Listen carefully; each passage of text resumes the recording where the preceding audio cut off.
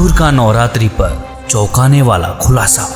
जी हाँ, नवरात्रि के अवसर पर आपके सामने एक ऐसे चमत्कारी दुर्गा पुजारी की सच्ची कहानी लेकर आए हैं जो कि 27 वर्षों तक माँ दुर्गा की पूजा अटूट श्रद्धा से करता रहा।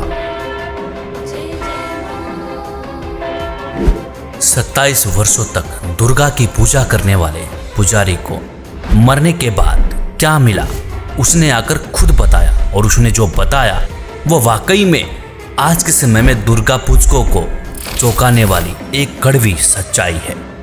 हमारा यही था कि भी जो शेरावाली है, जो माता रानी है, इससे बढ़कर कोई भी दुनिया में इनसे बढ़कर नहीं है। चाहे ब्रह्मा विष्णु महेश है, चाहे कोई देवी देवता है, सारे इनके अंडर ही हैं। और जो दुनिया बनाने वाली जो है ये दुर्गा ही है और इसके सिवाय कोई नहीं है। पर जब 2005 में मेरे पिताजी की डेथ हो गई, मेरा नाम है जी अश्विनी कुमार शर्मा, मैं पठानकोट पंजाब से हूँ जी।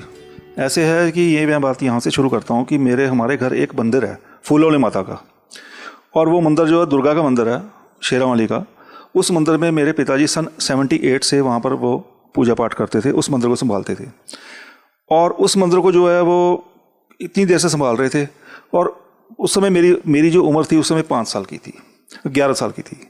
जब मैं उनसे क्वेश्चन करता था कि बेटा ये आप बताइए कि ये दुनिया और ये ब्रह्मांड कैसे बने हैं, उनको इस बारे में जो नॉलेज थी जो आम सबको थी। पर मेरे बात ये जो है सन 78 की बात है, 2005 में मेरे पिताजी की डेथ हो गई।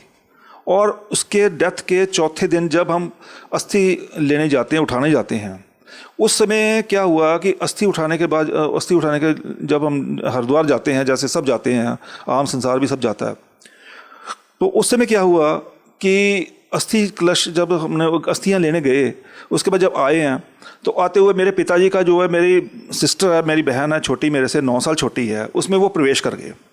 प्रवेश करने के बाद वही बातें करते थे जो जिनको मेरी सिस्टर ने कभी आज तक देखा नहीं, कभी उनके साथ मिली नहीं, उनको भी वो नाम लेके बुलाती थी जैसे मेरे पिताजी बुलाते थे। हमें कंफर्म हो गया कि ये पिताजी हैं हमारे। उन पिताजी बीच में उनके जब आए हैं तो उन्होंने आके वो बातें की हैं जो मेरे एक शौक थी, मेरे लिए एक बड़ी शौक वाली बात थी। एक तो उन्होंने कहा बेटा हमारे पल्ले कुछ नहीं रहा, हमारे पास कुछ नहीं है, आध्यात्मिक कमाई कोई नहीं है हमारे पास। दूसरी बात उन्होंने कही बेटा हमें ये नहीं समझ लग रही है कि हम कहाँ जाएँ। 13 दिन रहे उस मेरी बहन सिस्टर में, 13 दिन के लिए। तीसरी ये कहते हैं कि हमें एक टाइम लेके आए हैं, टाइम फ्रेम लेके आए, इस टाइम फ्रेम में हमने अपने काम जो रुके हुए करने हैं, उसके बाद हमने चले जाना है। अब ये तीनों चीज़ें मेरे लिए शौक थी कि भी इतनी भक्ति करने के बाद सारी उम्र इन्होंने दे दी, सन 78 से लेकर 2005 तक सारी अपनी एक ज़िंदगी सारी एक दे दिया। हमने भी सारी उम्र इनको दुर्गा को समझा, माता रानी को सबसे बड़ा समझा। और माता रानी हमारे साथ किया क्या, झटके से एक झटके से उनकी मृत्यु हो गई। मृत्यु होने के 5वें दिन वो मेरी सिस्टर में प्रवेश होकर बोल रहे हैं कि हमारे कुछ भी नहीं, हमारे पल्ले सब अंधेरा अंधेरा नज़र आ रहा है, आगे कहाँ जाऊँ मुझे नहीं पता। अब ये क्वेश्चन मेरे लिए एक बहुत बड़ी बात थी, क्योंकि आम जो खोज करने वाला बंदा होगा कोई, या खोजी होगा, उसके लिए तो बहुत बड़ी बात है। उसके बाद क्या हुआ कि जब पिताजी ने 13 दिन उसमें रहे और उन्होंने एक तो बात की हमारी भक्ति कमाई ख़त्म हो गई, हमारे पास कुछ नहीं है। कोई तो हमारे पास हमारे पैर को हाथ लगा के भक्ति कमाई ले जाता है, कोई क्या करता है कि किसी को हम आशीर्वाद दे देते हैं। तो मेरे पास अभी पल्ले कुछ नहीं रहा हमारे पल्ले। मैंने उनसे फिर क्वेश्चन किया कि मुझे ऐसा आप बताओ कि आप उधर की बताओ जहाँ से आप आए हो, अभी डेथ के बाद जहाँ पर आप होके आए हो, जो क्या क्या देखा आपने, मुझे वो चीज़ें बताओ, ऊपर की चीज़ें बताओ, स्वर्ग की, नर्क की, जो भी है, जैसे भी है बताओ। उन्होंने आंखें बंद करके कुछ नहीं बताया। तो मैंने कहा कि मुझे तो वो ज्ञान चाहिए जिसमें क्या है कि सब कुछ पता हो मुझे, कि देवी देवते क्या हैं, कुरान शरीफ अलग से, ये मुस्लिम धर्म क्या है, ये धर्म भी सारे पता होना चाहिए और देवी देवते सारे पता होना चाहिए। मुझे उस भगवान का भी पता होना चाहिए कि जो भगवान जिसने सबको बनाया है, और वो शक्ति भी पता होनी चाहिए जिस शक्ति से चलता है। क्या वो माता रानी ही है, क्या वो दुर्गा ही है, कि कोई और है।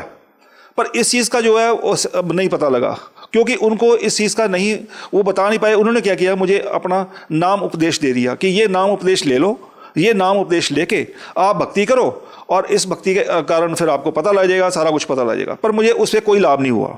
मैंने क्या किया, मेरे पास कोई सोर्स नहीं था। मैंने इस मन में बैठान ली कि अगर तो या तो मेरे पिताजी से बराबर कोई होगा, वो इस क्वेश्चन का आंसर सबका देगा, इस प्रश्नों का सारा आंसर देगा। और दूसरी बात कि यहाँ तो उनसे बड़ा होगा, वो देगा। इसी खोज के कारण मैंने जितने भी सत्संग टीवी पे आते हैं, चाहे वो सुधांशु जी महाराज के आते हैं, चाहे आसाराम जी के आते हैं, चाहे वो मुरारी बापू जी के आते हैं, चाहे वो किसी भी धर्मगुरु के आते हैं, मैं देखना शुरू कर दिया और मैंने क्वेश्चन सेट कर लिए कि ये क्वेश्चनों का आंसर जो दे देगा वो या तो मेरे पिताजी से बड़ा होगा या वो मेरे पिताजी के बराबर होगा। तो ये क्वेश्चन का आंसर किसी ने नहीं मुझे दिया।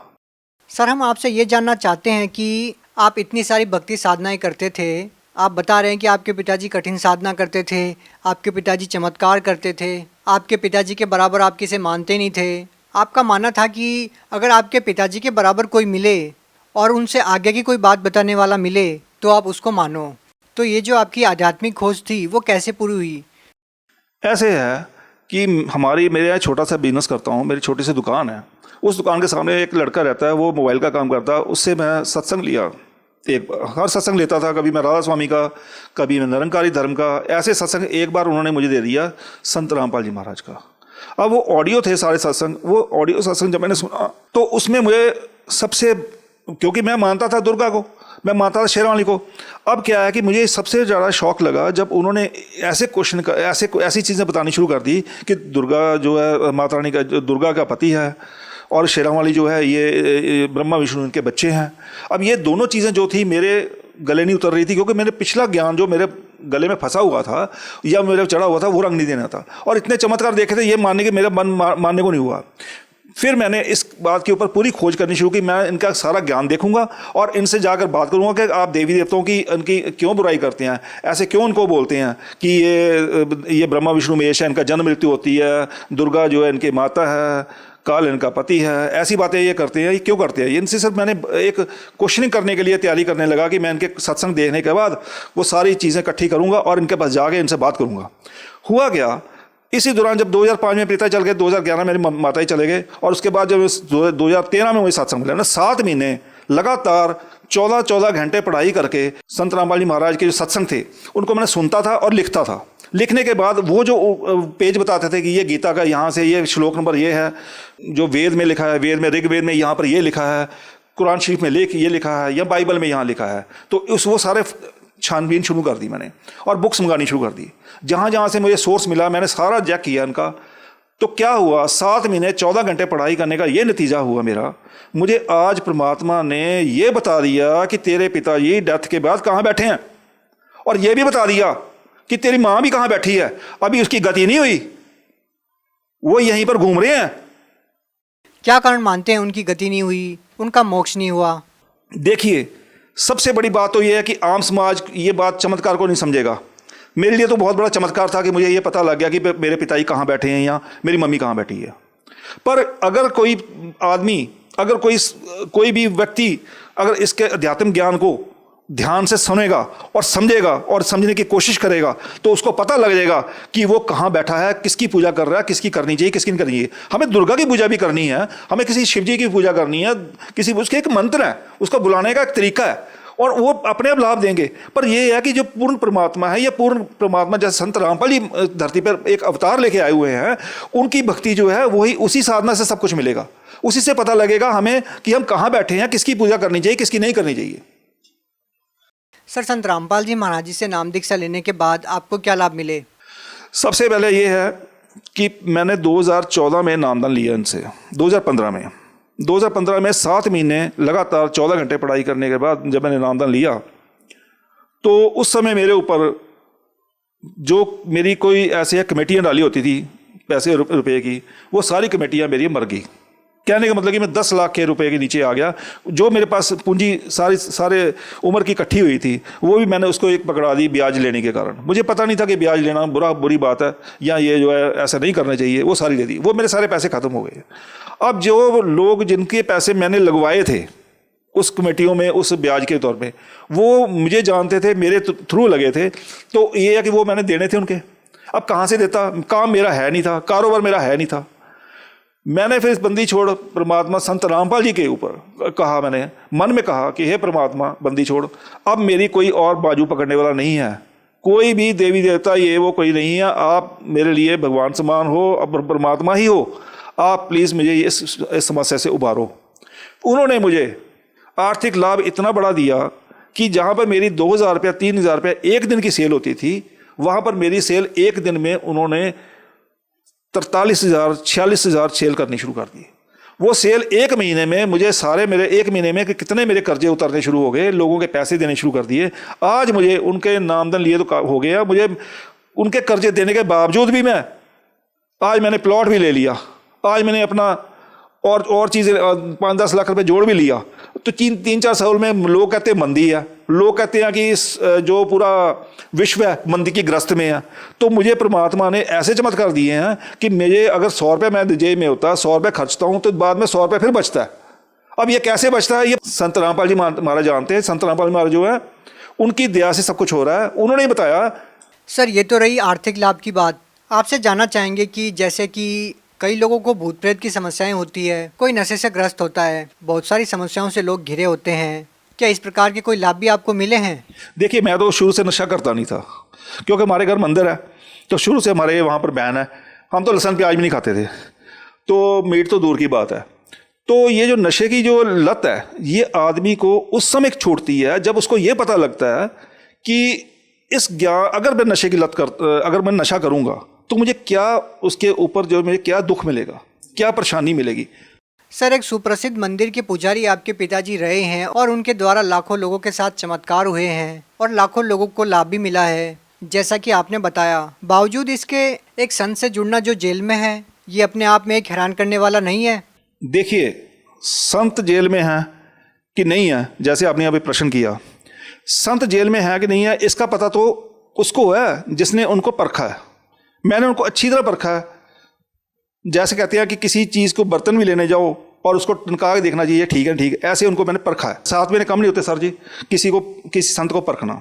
संत रामपाल जी महाराज को उनके ज्ञान के अनुसार इतना परखा मैंने कि कोई मेरे से ऐसी गलती ना हो जाए कि कहीं मैं यहाँ से उठ के वहाँ बैठ जाऊँ, वहाँ पर भी कुछ ना हो। तो इसलिए मुझे ये पता है कि सब कुछ यहाँ पर जो उनके पास ज्ञान है, जो इनके पास नाम है, वो किसी संत के पास, किसी के पास आज तक दुनिया में नहीं है।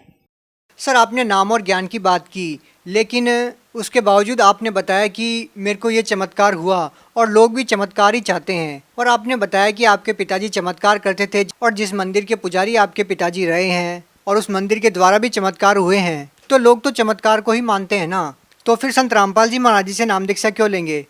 देखिए, ऐसे दोनों चमत्कार में फ़र्क है। एक चमत्कार मेरे पिताजी जो करते थे, या बाकी जो झाड़ फूक करते हैं, कोई भभूति देता है, कोई कुछ काम करता है, ये करता है, वो चमत्कार में और इनके चमत्कार में फ़र्क है। फ़र्क ये है कि वो किसी संत ने किसी को अभी हम क्या है, हम पेशी भी जाते हैं, अपने पिता समान जो संत रामपाल जी महाराज हैं उनकी पेशी भी जाते हैं, और उनकी पेशी में जाने के बाद जो अधरंग वाला पेशेंट है वो ठीक हो रहा है, जो टीबी का पेशेंट है वो ठीक हो रहा है। 1 तारीख में पेशी पे जाने के बाद सब ठीक हो रहे हैं। लाभ तो जैसे कि आपने बताया था कि जो मंदिर बनाया था आपके घर में, वहाँ पर लोग जाते थे, उनको भी लाभ मिल जाते थे? हाँ जी, वहाँ पर मिलते थे, पर टेम्पररी फेस के ऊपर है ना। वो टेम्पररी फेस क्या है कि कोई आया, उसको फ़र्क पड़ गया, हाथ लगाया, उन्होंने कुछ दिया, ठीक हो गया थोड़ा सा। अब घर जाने के बाद 2 महीने बाद फिर वही हाल हो गया। पर यहाँ पर तो किसी का होता ही नहीं है, एक बार ठीक हो गया तो बस वो ठीक ही ठीक है, उसके बाद कोई परेशानी नहीं होती उसको। ये फ़र्क है इनमें, ये फ़र्क है कि ये टेम्पररी फेस के ऊपर, ये परमानेंट तरीके के ऊपर ठीक करते हैं। तो बाकी जो संत या बाकी हैं उनके पास टेम्पररी फेस के ऊपर होता है। सर हमने पहले भी ऐसे बहुत से लोगों का इंटरव्यू लिया है जो पहले से सिद्धियाँ जानते थे, बहुत सारे चमत्कार वो कर देते थे, लेकिन वो आज संत रामपाल जी महाराज जी की शरण में है। उनका कहना ये है, औरों को तो वो लाभ दे देते थे, लेकिन वो अपने परिवार वालों को लाभ नहीं दे पाते थे और वो खुद ज़्यादा बीमार हो जाते थे। इसका क्या कारण मानते हैं आप? ऐसे है कि परमात्मा बंदी छोड़ संत रामपाल जी महाराज का ज्ञान कहता है कि अगर आप किसी को लाभ पहुंचाते हो तो उसकी जो अपनी भक्ति कमाई है वो हमें काट के उसको देनी पड़ती है। तो क्या यहाँ पे ये सवाल बनता है कि संत रामपाल जी महाराज ने अपने शिष्यों को लाभ देकर खुद जेल में गए हैं और खुद कहीं ना कहीं कष्ट उठा रहे हैं? अगर आपने जेल की बात की है तो जेल में जाने का परमात्मा जो है, हम नहीं मानते कि वो जेल में है, वो एक लीला कर रहे हैं, क्योंकि उनको ये नहीं समझ रहे लोग कि जो संत हैं और एक आम आदमी है, एक पुरुष में और एक संत में और परमात्मा में क्या फ़र्क है। जब लोगों को ये पता लगता है कि परमात्मा में क्या फ़र्क है तो वो समझ जाएंगे कि भी संत रामपाल जी जेल में नहीं है, क्योंकि हम कभी भी चाहते हैं तो हमें वो मिलते हैं। संत रामपाल जी महाराज जी के अनुयायी कहते हैं कि जब संत रामपाल जी महाराज जी चाहेंगे तब वो जेल से बाहर आ जाएंगे। इतनी आस्था के साथ, इतने विश्वास के साथ वो ये बात कैसे कह सकते हैं? देखिए, एक संत रामपाल जी महाराज जो है, हमें पता है, हम जो है जितने भी धर्मगुरु हैं जो भी है, किताबें तो रखी होती हैं उन्होंने, श्रीमद् देवी भागवत, कभी कोई किताबें सारी वही मानते हैं, पर उनकी बीच में जो लिखा गूढ़ रहस्य है वो नहीं मानते। परमात्मा कुछ भी कर सकता है, परमात्मा संत के रूप में आता है या परमात्मा जिंदा महात्मा के रूप में आता है। जिंदा महात्मा की एक अपना अवतरण लेके ऊपर से सीधे आते हैं, परमात्मा किसी जिंदा महात्मा या साधु के रूप धारण करके आते हैं। संत रामपाल जी महाराज किस धर्म को श्रेष्ठ मानते हैं? संत रामपाल जी का नारा है, जो हमने उनका नारा लेके हम चल रहे हैं, हम उनका जो उद्देश्य है, जीव हमारी जाति है, मानव धर्म हमारा, हिंदू सिख मुस्लिम ईसाई धर्म नहीं कोई न्यारा। तो ये जो उन्होंने एक अपना स्लोगन दिया हुआ है वो हमें उनके अनुयायियों, हम उनके अनुयायी हैं, हम भी ये समझते हैं कि जीव हमारी जाति है, मानव धर्म हमारा है और इसके सिवाय कोई जाति नहीं है। परमात्मा ने हमें एक जैसा बनाया, इसके फर्क कोई नहीं है। आप भगत समाज को क्या संदेश देना चाहेंगे? भगत समाज को ये संदेश देना चाहूँगा कि अगर किसी को आर्थिक परेशानी है, जैसे मुझे थी, अगर वो ठीक करनी चाहता है तो वो किसी और की शरण में जाने की ज़रूरत ही नहीं है। क्या आपके अनुसार वही लोग जो आर्थिक लाभ चाहते हैं वही संत रामपाल जी महाराज जी की शरण में आए? देखिए, आर्थिक, सामाजिक, शारीरिक किसी भी तरीके की कोई परेशानी किसी को है तो मोक्ष कैसे होगा सर? मोक्ष जो है वो एक अलग बात है। आम समाज जो है, क्या संत रामपाल जी महाराज जी की भक्ति करने से मोक्ष भी मिलेगा? जी ये 100% बात है जी। मोक्ष जो है, मोक्ष कहते हैं छुटकारा। छुटकारा किससे? छुटकारा, मृत्यु तो हर किसी की होनी है, मृत्यु के बाद कहते हैं सब लोग कहते हैं छुटकारा हो गया, पर एक्चुअल में जब ज्ञान समझ लगेगा तो पता लगेगा कि उसके बाद छुटकारा नहीं होता। उसके बाद आगे 84 लाख योनियाँ शुरू हो जाती हैं। 84 लाख योनियाँ 43,20,000 साल में कंप्लीट होती हैं, जिसमें एक मनुष्य की योनि जो है 60-70 साल की, जो बड़ी दुखदाई है, तो बाकी जीवों के क्या हाल है। तो उस मोक्ष से छुटकारा डालने के लिए संत रामपाल जी महाराज जो हैं अपना एक सेट ऑफ मंत्र है उनके, वो देते हैं। जैसे हमने प्रथम मंत्र में मिलता है, फिर सतनाम मंत्र मिलता है, फिर सारना मिलता है, ये 3 अलग अलग मंत्र मिलते हैं। उस मंत्र से छुटकारा होगा, क्योंकि जो हमारे वेद है ये वो भी यही बता रहे हैं कि संत रामपाल जी जो कह रहे हैं और जो वेद हमारे कह रहे हैं वो सब मेल खा रहे हैं पर कि इन्हीं मंत्रों से छुटकारा और कोई तरीका नहीं है। अब हम किसी को हम जय माता दी बोल देंगे, वो एक सिर्फ वो नाम नहीं किसी का, वो छुटकारे का मंत्र नहीं है। किसी देवी देव की भक्ति करनी है, शिव की भक्ति करनी है हमने, या किसी भक्ति, उसका नाम है, उसको बुलाने का नाम है, उससे भक्ति होगी। वो भक्ति भी इकट्ठी होगी, संचित होगी। जब भक्ति संचित होगी तो पाप कर्म कम होंगे। जब पाप कर्म होंगे, हमारा बैड अकाउंट खत्म होगा, तभी तो हम मोक्ष पाएंगे। बैड अकाउंट खत्म ही नहीं होगा तो कैसे मोक्ष पाया जाएगा। तो लास्ट में आप भगत समाज को क्या कहना चाहेंगे? मैं समाज से हाथ जोड़ के बेनती करता हूं कि इनसे नामदान किसी ने लेना है तो लो, नहीं लेना तो मत लो, पर एक बार इनका जो ज्ञान है वो सुनो, वो देखो। यूट्यूब के ऊपर आप देखिए, सर्च करिए, संत रामपाल जी महाराज के ज्ञान को सर्च करिए, देखिए उसमें क्या क्या कह रहे हैं। वो देखने का कोई बुराई नहीं है, सुनने में कोई बुराई नहीं है। देखने और सुनने के बाद क्या कि आप खुद ही फैसला करेंगे कि हम कहाँ बैठे हैं, और इसके बाद आप ये क्लियर कर हो जाएगा। आप उसके बाद रह नहीं पाओगे कि संत रामपाल जी का नाम मैंने नहीं लेना। उसके बाद फिर नामदान लेके आप अपना उद्धार करोगे, और आने वाले की जो 84 लाख योनियाँ हैं, जिसमें जाने के बाद आदमी, जानने का जीव बहुत दुखदाई होता है, उससे छुटकारा मिल जाएगा। बहुत बहुत धन्यवाद।